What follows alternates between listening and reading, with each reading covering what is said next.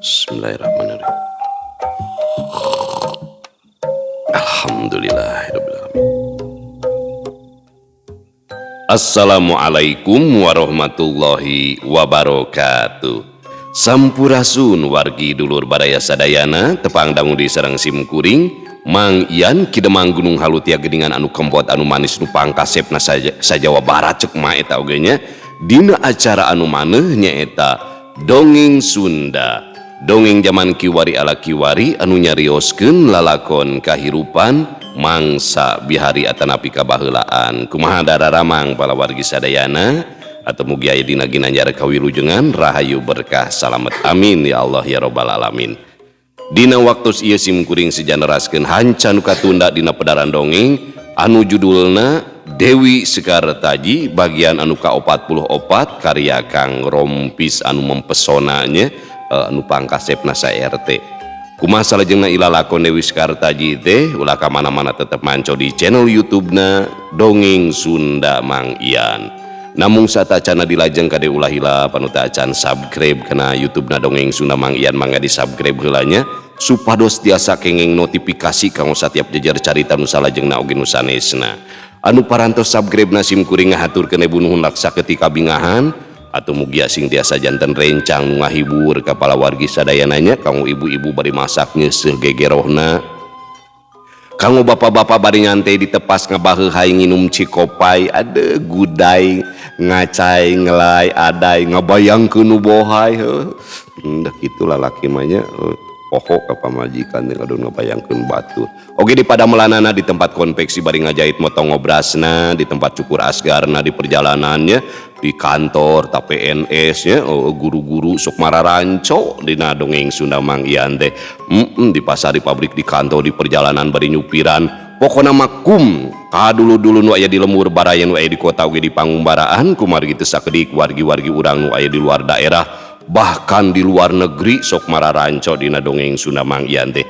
Rencang damelan dong katineng cenanya ulah hilap di like di komen nya sareng di share. Pokona mah nu teu komen burut ih maknya aya geulis-geulisna burut nya mata komen sareng ulah di skip iklanna. Tah saumpamina nu ngaros kahibur ku pedaran dongeng simkuring terasa yung apresiasi tiasa nyawer kana nomor dana ieu nya ya sabaraha we saikhlasna nya 2000 we etang parkir wewes kitu nya pala wargi sadayana. Langkung raos disambungkeun kana speaker aktif bluetoothnya atawa toa masjid jam 2 peuting. Ngageleger pala wargi dijamin di ontrog. Supados tinyang kolong ting kana waktos hayu urang sami-sami ngalajengkeun ieu lalakon Dewi Sekar Taji bagian anu ka-44 maksadenya mangah kaparayun sadayana wilujeng ngadangukeun prung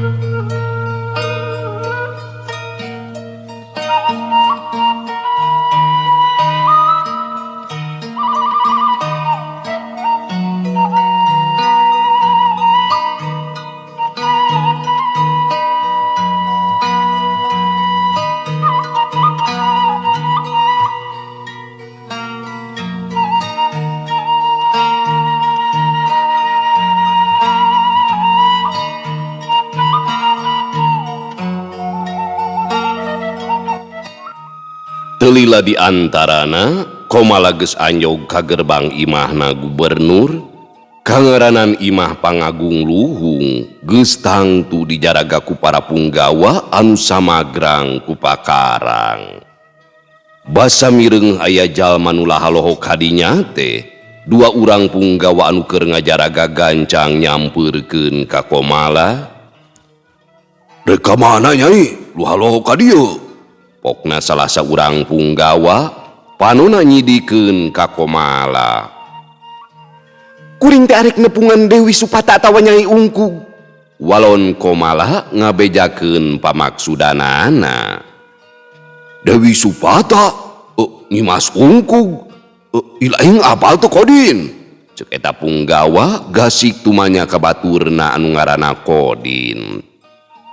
Teu apal Kang Uja, sakanyaho kuring mah nu aya di bumina gubernur mah sinden sekar sareng Sinon Bule. Tembal baturna anu ngaranna Kodin. Ampura Nyai, anu ngaranna Dewi Supata atawa Nyai Ungkug mah taya di dieu. Kawas nama Nyai teh kalangsu atawa salah imah meureunnan. Cek Uja mere iber ka Komala. Piraku teh kuring kalangsu ngarekeun kabolon wae. Pangna kuring apal ka dieu teh sabab dibejaan ku Dewi Supata atawa si Nyai Ungkug. Cek Komala panuna muncereng ka Uja. Nah teu kadenge kuculi lamun di dieu taya jalma nu ngaranna Dewi Supata atawa Nyai Ungkug. Cek Uja deui panuna malik mureleng ka Komala ngarasa tugeunna. Montong bari popolotot sia teh bisi dicokel eta mata teh. Dengekeun aing moal salah imah sabab ieu teh gogobrogna gubernur. Pokna Komala beuki ambek ka Uja. Ngadenge kekecapan Komala, si Kodin jeung Uja tangka buncelik sabab kakarek manggihan aya awewe kumawani ngalawan ka para punggawa kagubernuran. Nah babasaan teh kacidagari halna kawas lain bikang wae anjeun mah. Halik ranjing kah bisi dikarawat manten tak kuring. Cek si Kodin bari buncelik asa kaungha ku pantar bikang. Heh, dikirana aing seber ku pantar sia duaan? Tong boroni ngalawan aing deulun. Kakarek ku pamajikan oge sia mah peot hulu deuleu. Cek Komala nafsuna mimiti ngagidir. Si Kodin jeung si Uja silih reret ngarasa helo ku kekecapan Komala. Keke, nah ujug mamawakan urusan rumah tangga batur. Asa gagabah teh ngabacot teh. Beungeut geulis ari ngabangus padu calangap. Bu anjeun mah bikang giung sugan. Kitu ceuk si Kodin deui, panuna mingkin bunceli ka Komala. Sia mah hayang diwarah ku aing meureunnan. Yeuh, ceuk aing tadi tong boro mangalawanan aing ku pamajikan sia ge sia mamiit. Bibi, ka dieu sakedeung. Ceuk Komala bari gugupai ka salah saurang awewe anu keur popoe digigireun imah.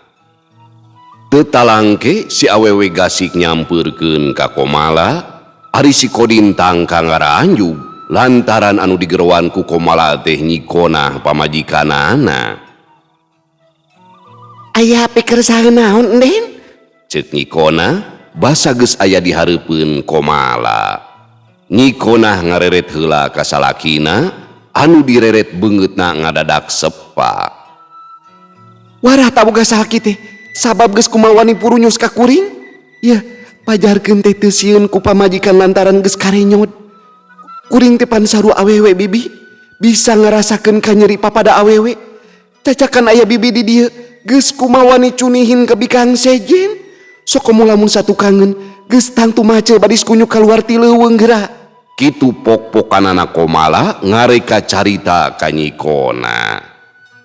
Kangaranan awewe tong boromah nyata hareupeun kakarek ngadenge beja oge gampil pisan ka pangaruhanana. Kitu deui nyikona ngadenge caritaan Komala beungeutna reup geuneuk rai pias, nafsuna ngadadak kahudang teu sirikna hayang ngalegleg kanu jadi salakina. Dasar jalu haram jadah. Nah teu kapok sia teh ku aing kungsi di luluh basa kapangi nyolowedor jeung si Aca Ungkluk. Sugan kudu dikieu sia mah. Cek nyikona nyingsakeun sampingna bari ngirilik ka si Kodin salakina. Hiu, jubrod, jubrod. Beungeut si Kodin ditampilingan ku nyikona, jinisna tangka ngabangkieung. Ampun Nyai, ampun. Dengikeun heula Nyai, eta bikang ge jul teh ngadoni. Akang mah teu rumasa purunyus ka eta bikang. Ceuk si Kodin bari mengkupan beungeutna anu ngagaralang tapak dampaleungeun pamajikanana. Gandeng sia, aing teu percaya ka sia lantaran geus aya tapak lacak di samemehna deuleuh. Cek Nyikona nafsuna mingkin ngagugudug, salakina diperekpek di tenggelan. Ampun Nyai, ampun. Si Kodin teu sirikna ngalengis minta ampun kanu jadi pamajikanana. Tapi Nyikona teu malire, inyana terus bae neunggelan salakina, antukna mah si Kodin ngabecir lumpat teu sirikna sagala dirumpak. Rek kabur ka mana sia? Lalaki ucut burung? Cek Nyikona bari ngabereng-beng lumpat ngudag salakina. Ari uja ukur hareugeun, awakna ngadegdeg, beungeutna sepameh taya getihan. Ari uja ukur hareugeun, awakna ngadegdeg, beungeutna sepameh taya getihan. Uja kacidata giwurna, kasieun komala ngagroan pamajikanana nu keur kokore di buruan. Pamajikan Kodin katut uja sarua garawena di imah gubernur, ngan untungna taya jalma seje nu apaleun kana eta kajadian. Para punggawaliana taya didinya keur ngajaraga di rohangan Banyu Dewa. Komala miboga ilmu kacida pecukna, inyana bisa nyungsi kayaan didinya ku pangawasana. Sok-sok geura indit, teang jalma nu ngaranna Dewi Supata atawa Nyai Ungkung ka dieu. Cek Komala panona muncereng ka uja. Ngan samemeh uja indit ti jero imah aya nu kaluar manten, tetela eta teh Elena Panhotman anu rek nyebor kekembangan. Puguh bae Komala tangka curinghak. Nyai anak siluman? Cek Komala ngagorowok nyalukan ka Elena Panhotman. Elena Panhotman langsung ngarandeg, inyana gancang ngalieu ka palebah gerbang.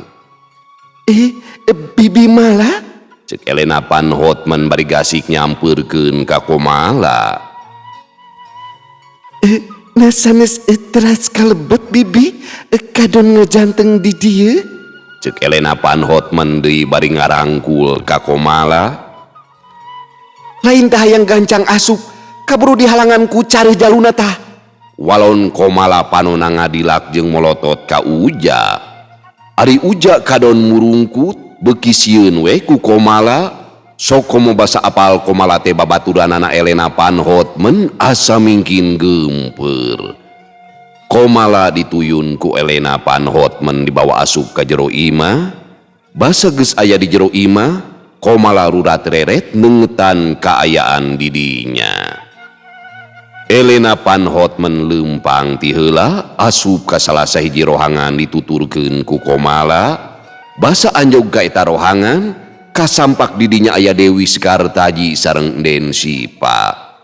Basa uninga aya Komala kadinya teh, Dewi Sekartaji tangka curingha bari gasik ngawakca. Sugan teh moal tulus ka dieu bibi? Kuring matara cidra kana janji, kajen kumaha bae oge pasti datang ka dieu. Walon Komala bari gancang diuk dina kursi gigireun Elena Panhotman. Memeh aya nu cumarita deui, dua rencang kagubernuran kadarinya bari nanggeui baki. Cai jeung lalawuhna suksok digelarkeun dina meja. Panon Komala nyidikeun kana sakabeh kadaharan imeutna keranan. Dupi popolah katuangan tos rengsit acan biolot? Saur Dewi Sekartaji tumaros ka eta rencang anu katelah biolot. Teu acan enden, sakedap deui panginten. Walon biolot bari rengku. Kela biolot, kuring mah hayang cai kiru ieu teh. Ceuk Komala ka biolot. Cai kiru? Maksudna cai kiru kumaha Den? Walon biolot bari colohok, teu ngartieun kana caritaan Komala. Piraku teu apal kana cai kiru? Digawe teh olok gaji tamunya? Yeuh, cai kiru teh sabangsa ning cikopi? Kade bisi poho kopina 2 comot gula kawungna sasisigna? Walon Komala ngajentrekeun ka biolot. Biolot ukur silih reret jeung baturna, asal leungeung ngabandungan caritaan Komala. Dewi Sekartaji sareng nu sanesna ukur pating belenye kagugu ku caritaan Komala. Gugubai bibi, nyina kena muk ngerasa kaliannya. Saur Dewi Skartaji surti kana kabingung biolot. Unyuk semangat nen. Walon biolot gasik ini teuy kapawon. Pok bae komala nyarita. Hampura kabalarea, lain kuring kurang upama, ieu susuguh teh keur kuring kabeh. Piribumi mah ulah aya nu nyoro sabab hukumna dalilut ilat. Dewi Skartaji sareng nu sanesna ukur silih reret ngaraos hemeng ngadangu cariosan komala. Ke, maksudna kumaha ieu teh bibi? Make jeung aya hukum dalilut ilat segala rupa. Saur Dewi Skartaji taarna katawis kerung. Rengekeun ieu sakabeh kadaharan teh keur susuguh ka tatamu. Hartina geus mutlak milik nu nyemah. Lamun pribumi milu ngadahar ieu susuguh keuna ku hukum dalilut ilat atawa pabelit letah. Kumaha ka harti? Walon komala bari rutret kanu araya didinya. Sakakak atuh Dewi Skartaji jeung anu liana ngagikik seuri kagugu ku caritaan komala. Heueuh pek bae kadinya bibi, beakeun ku sorangan. Saur Dewi Skartaji bari teras bae ngagikik. Ari komala teu malire kanu araya didinya, inyana ngadekul ngahanca sakabeh kadaharan dina waktu anu ngan sakedeung sakabeh kadaharan ukur ngari piringna. Den Sipa jeung Elena Panhotman ukur silih reret ngarasa helok ku kalakuan komala. Satadina mah omongan komala teh dianggapna ukur banyol, tapi ngabukti sakabeh kadaharan geus peren diheka ku sorangan. Be, kuring mah teu apal geuringna nya. Barang dahar teh meuni tangka kokomoan kitu geuningan. Saur Dewi Skartaji ngabanyolan ka komala.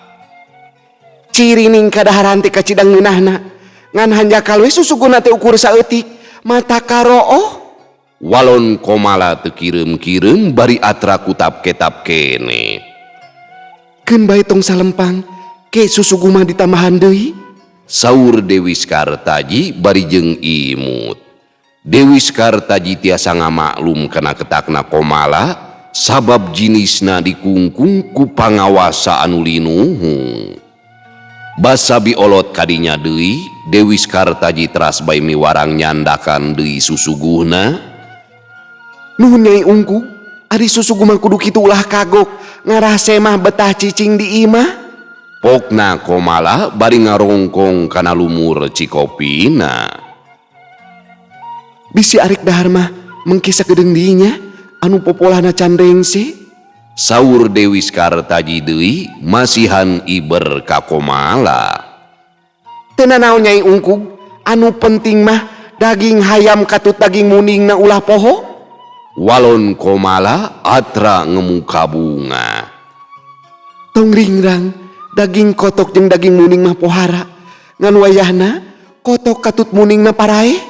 Saur Dewi Skartaji ngaheureuyan ka komala. Eta si Ungkug, uratnya ka kuring mere daging bangke. Kapan geus nya hukumna teh haram, matak jadi mamala kana awak eta teh. Ceuk komala panonna muncereng ka Dewi Skartaji. Hor, nasaha nu nyebutkeun daging bangke? Ceuk kuring hayam katut muningna parae. Lamun hayam jeung muningna hirup keneh mah atuh samangsa dicokote dagingna laluncatan manten meureunna. Waler Dewi Skartaji bari jeung ngagikik. Pon kitu deui Den Sipa katut Elena Panhotman, duanana ngeuhkeui seuri bari jeung silih jembel. Aya kituna si Nyai Ungkug, kuring tangka kadeonya. Doraka sia kitu peta teh, matak dicanung ku salaki eta teh. Ceuk komala deui bari nyerengeh seuri.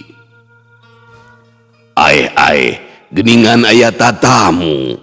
Saur Prabu Jaya Kancana teu katawis dongkapna, anjeunna tos aya di dinya. Nuhun Ama Prabu, kaleresan iteu rerencangan abdi wastana bibi mala. Saur Dewi Skartaji jempolna nunjuk ka komala. Hatur nuhun Abah. Cek Komala bari gasik munjungan ke Prabu Jaya Kancana. Aturan Nyai Mala. Walon Prabu Jaya Kancana bari teras bae calik sagedengeun putrana nyaeta Enden Sipa. Naon atuh Nyai? Nata aya leueteun kanggo tatamu teh. Saur Prabu Jaya Kancana socana nitenan kana piring anu kosong. Teu kedah disuguhan ama Prabu. Imah sanes tamu namung semah. Purah meakeun anu boga imah. Waler Dewi Skartaji socana ngarindat ka Komala. Komala teu nembalan, inyana ukur nyerenge seuri, ngan teu lila pok bae Komala ngawakca. Hampura ieu teh Abah, kuring teh arek tumanya. Ditingali ku kuring mah, Abah teh geuningan siga nu keur hareeng. Ngadangu cariosan Komala, Prabu Jaya Kancana tangka ngaranju. Anjeuna gasik ngareret ka Dewi Skartaji, anu direret surti jinisna enggal bae unggeu ka Prabu Jaya Kancana. Nyeta kula teh keur kurang sehat Nyai. Ukur ngahuyungkung badis nu muriang. Saur Prabu Jaya Kancana ngajentrekeun ka Komala. Panyakit Abah mah moal bisa cager lantaran diracun ku jalma deleka. Ngan untung kene bisa kabendeng ku pangawasa. Tapi anger samangsa pangawasana geus laas mah eta racun teh bakal nyaliara deui. Ceuk Komala deui kacida togmolna taya nu didingding kelir. Prabu Jaya Kancana katingal ngajenghok ngeraos kaget ku cariosan Komala. Tete lapisan Komala teh apaleun umpama anjeuna aya nu ngaracun. Pok bae Dewi Skartaji nyarios. Omongan bibi Komala teh kacida benerna. Upami si ama Prabu aya nu ngaracun, kuring teh sasata mah keur neangan tambana sangkan bisa ngabendeng eta racun. Moal bisa cager najan ku tambah naon bae oge. Sabab eta racun teh kacida matina sarta geus sumeleket kana getih. Bisa sotes cager nyaeta kudu ku buah Ratu Wisuna nu ayana di alam goib. Pokna Komala mere wewengan ka Dewi Skartaji. Dewi Skartaji sareng Prabu Jaya Kancana tangka curinghak ngadangu cariosan Komala teh. Bener eta teh bibi Mala. Tapi di mana ayana buah Ratu Wisuna teh? Sabab cek bibi eta buah teh ayana di alam goib. Saur Dewi Skartaji kalintang panasaranana. Pacaduan teuing kuring mah kudu ngabohong. Buah Ratu Wisuna memang ayana di alam goib. Tapi sobat kuring bogaheun pameri ti aki kuring. Tapi moal bisa diubaran tereh-tereh, kudu ngadaguan heula asna pangawasan nu ngabendengna. Walon Komala ngantebkeun caritaanana. Dewi Skartaji kalintang bingahna ngadangu cariosan Komala teh. Pon kitu deui Prabu Jaya Kancana raraina biar marahmai awahing kubinga. Nuhun bibi, kuring kacida bungahna. Lamun geus nincak kana waktu nama, kuring gancang ngabejaan ka bibi. Lamun daek mah, geus bae bibi mah cicing jeung kuring di dieu. Saur Dewi Skartaji nembrakeun kabingah manahna ka Komala. Hampura lain kuring nampik pangasih kana haatna, tapi kuring cicing teh jeung sobat mal mungkin ditinggalkeun kitu bae. Keun ari sakadar ulin mah ka dieu geus tangtu kuring bakal remen nganjang. Walon Komala maheutkeun ka Dewi Skartaji. Prabu Jaya Kancana teras bae ngawakca. Atur nuhun Nyai Mala, geus haat rek nulungan kula. Kula teh ngarasa bunga jeung kagahgas najan tacan prake di ubaran, tapi asa bungangang ieu teh. Sakali deui nuhun Nyai Mala. Tong jadi pikiran Abah, lantaran tutulung mah kudu kanu butuh, tatalang kudu kanu susah. Walon Komala tegesna keraanan. Sok sanajan sifat Komala galak sarta babasaanana kasar, tapi tetela Komala teh hade-hate daek tutulung kabatur tanpa karana aya pamri. Nuhun Nyai malah sakali deui nuhun, saur Prabu Jaya Kancana kalintang bingahna. Prabu Jaya Kancana tos apaleun lamun Komala ngagem pangawasan nu kalintang linuhungna, biolot geus kadinya deui inyana ngabejaan lamun kadaharan teh geus sayaga. Hayu bibi, urang ompreng heula, ke ngawang koma dituluykeun deui. Saur Dewi Skartaji bari mayunan cengkat. Hayu bae abah, urang ngawadang ayeuna mah. Tong hantem mikiran ka sakit. Dahar bae cing gede, engke oge bakal cager geura. Ceuk Komala bari gancang cengkat. Nya Nyai, hayu urang dahar babarengan ngarah sugema ngariung mah geurah. Nyai sipa oge non Elena, hayu urang babarengan ompreng. Waler Prabu Jaya Kancana hagetna keranan. Mangga ama. Waler Den sipa katut Elena panhot men meh bareng. Prabu Jaya Kancana disarengan kuno sanesna gasik muruka pawon.